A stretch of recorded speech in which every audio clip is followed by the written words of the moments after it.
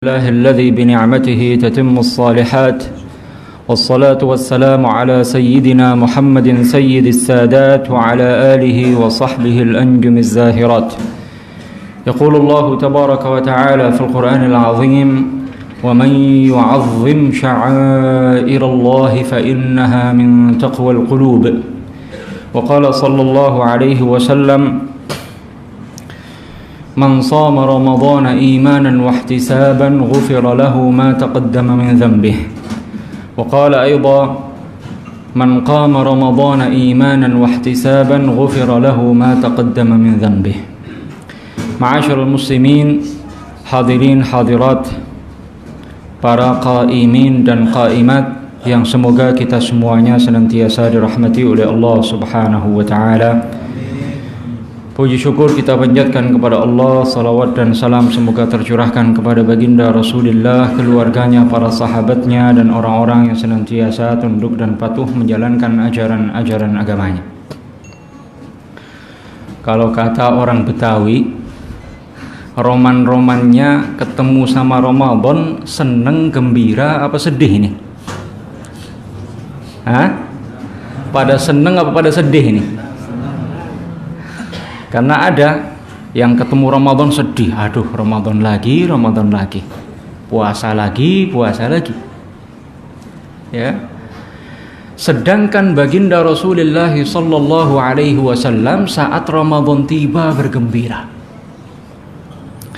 Nabi sallallahu alaihi wasallam saat Ramadan tiba bergembira dan menyampaikan kabar gembira akan tibanya Ramadan kepada para sahabat radhiyallahu taala anhum. Dalam hadis riwayat Imam Ahmad, An-Nasa'i dan lainnya dari sahabat Abu Hurairah radhiyallahu taala anhu, beliau berkata, "Kana an-nabiy sallallahu alaihi wasallam yubashshiru ashabahu." Nabi sallallahu alaihi wasallam itu saat Ramadan tiba menyampaikan kabar gembira kepada para sahabatnya. Yaqul, beliau bersabda, "Laqad ja'akum syahrun mubarak." Telah datang kepada kalian bulan yang penuh berkah. Kataballahu alaikum siyamah. Allah wajibkan kepada kalian untuk berpuasa di bulan tersebut.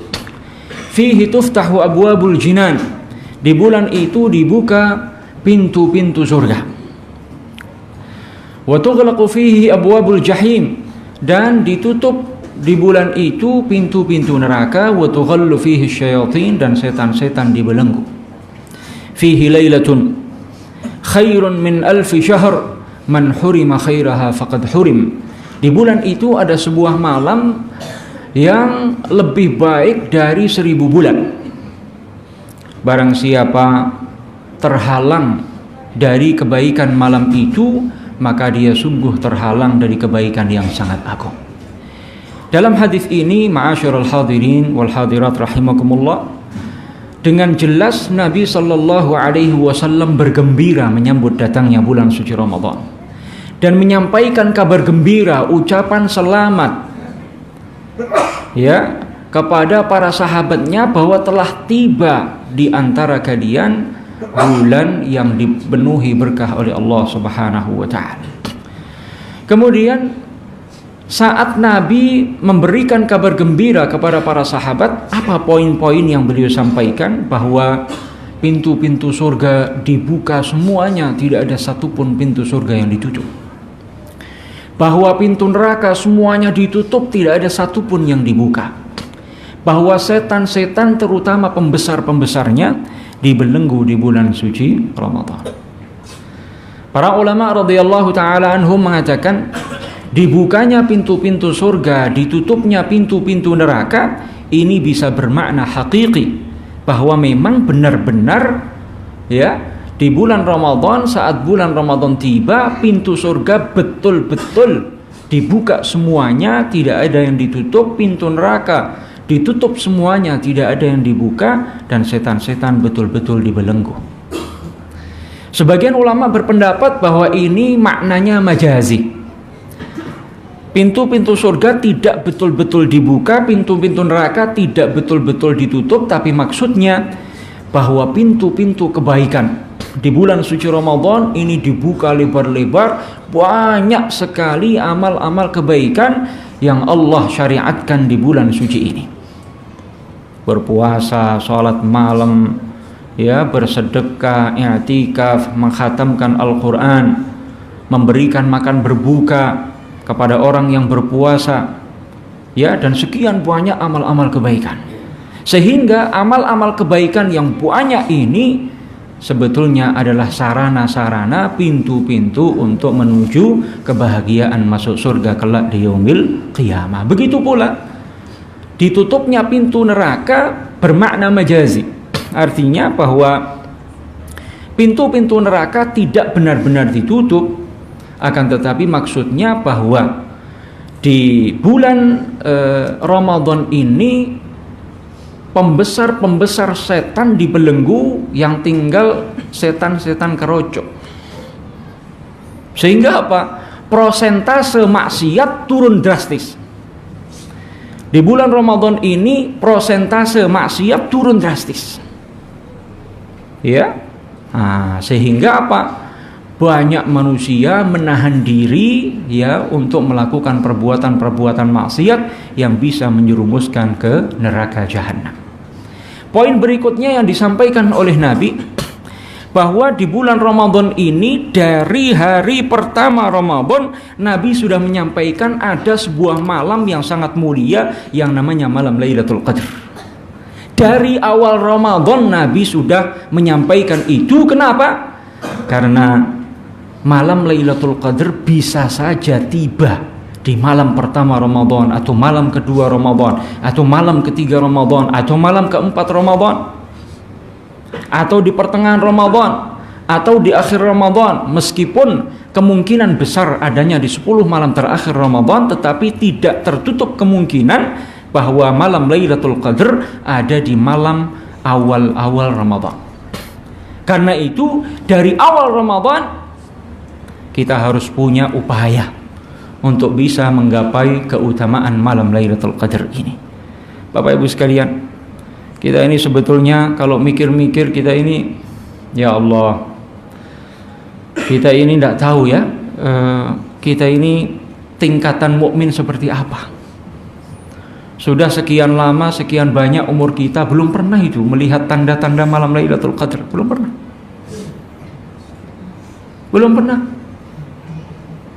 Yang umur 60 tahun di atas itu, atau 50 tahun atau 40 tahun, sekian lama kita mengalami bulan suci Ramadan berkali-kali, tapi rasa-rasanya kok belum pernah melihat tanda-tanda malam Lailatul Qadar. Kita belum pernah di suatu malam beribadah kemudian mendengar suara para malaikatullah ngucapin salam kepada kita. Belum pernah. Kita juga belum pernah melihat fisik para malaikatullah di suatu malam di antara malam-malam Ramadan. Kita juga tidak pernah melihat pohon-pohon bersujud di salah satu malam Ramadan.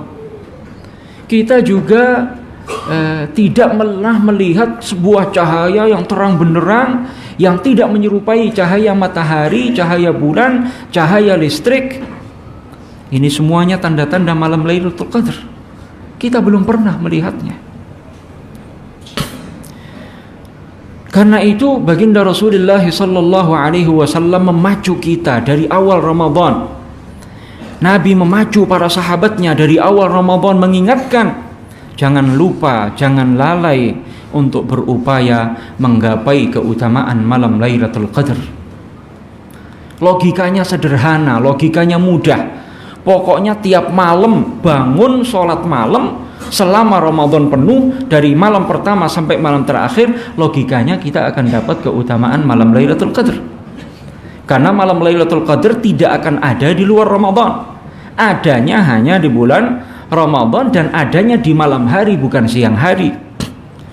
Logikanya gampang.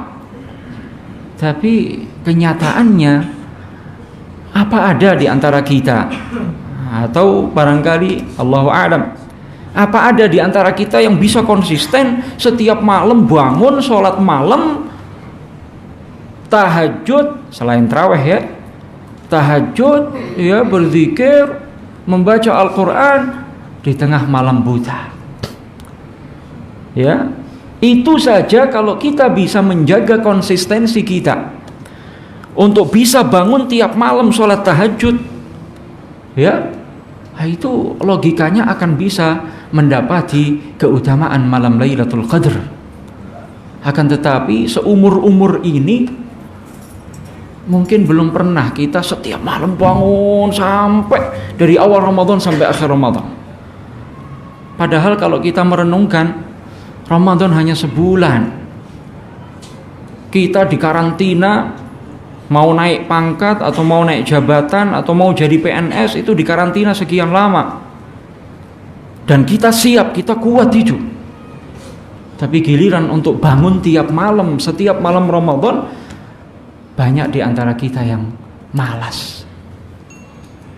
Padahal kuncinya cuma satu, melawan keinginan nafsu. Seorang muslim di bulan Ramadan ini berjihad, berperang dengan syaitan dan hawa nafsu di siang hari dan malam hari. Di siang hari hawa nafsu kita, bahkan setan juga ada, membisikkan kepada kita. Sudah coba rasain katanya, kalau nggak puasa itu kayak apa? Di saat orang semua puasa, kalau kamu nyoba nggak puasa kayak apa?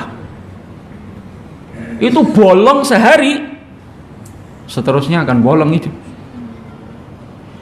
Bolong sehari, kita kegoda sehari, 2 hari, seterusnya nggak berpuasa. Ya, setan akan mengatakan, nafsu akan membisikkan kepada kita, kalau gagal menghalangi kita untuk puasa, apa yang dia katakan? Oke, puasa. Tapi sudah, puasa itu sudah cukup, menahan diri dari makan, minum, hal-hal yang membatalkan puasa sudah cukup, maksiat tetap jalan. Sehingga apa? Puasa, maksiat jalan. Lidah tetap digunakan untuk menggunjingkan keburukan orang lain. Mata masih tetap digunakan untuk melihat hal-hal yang diharamkan untuk dilihat. Telinga masih digunakan untuk mendengarkan omongan-omongan yang haram didengar. Tangan masih digunakan untuk bermaksiat dengan menyentuh yang haram disentuh, atau menulis perkataan-perkataan yang diharamkan, mengadu domba, merugikan orang lain, dan seterusnya. Kalau itu tidak berhasil juga, setan masih akan menggoda.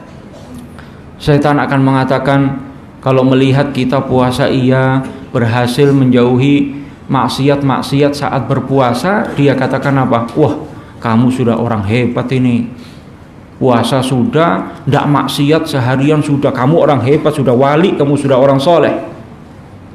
Muncul perasaan ujub, takabbur, fakhr, membanggakan diri, merasa itu sebagai keistimewaan yang kita miliki.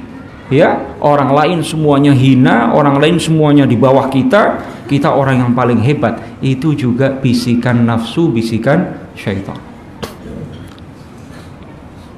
Malam harinya setan juga tidak berhenti mengganggu kita.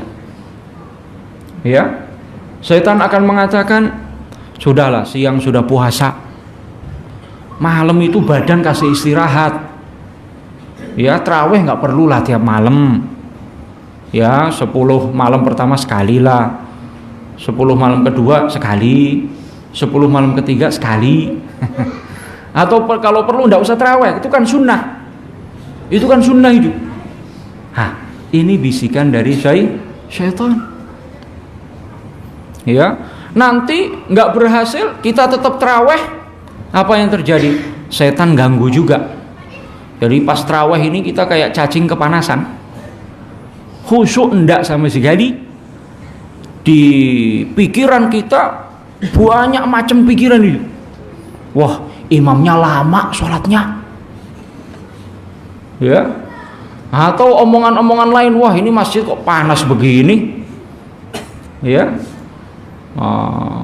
wah kalau ke masjid Al-Fida nggak mau, sandal suka hilang.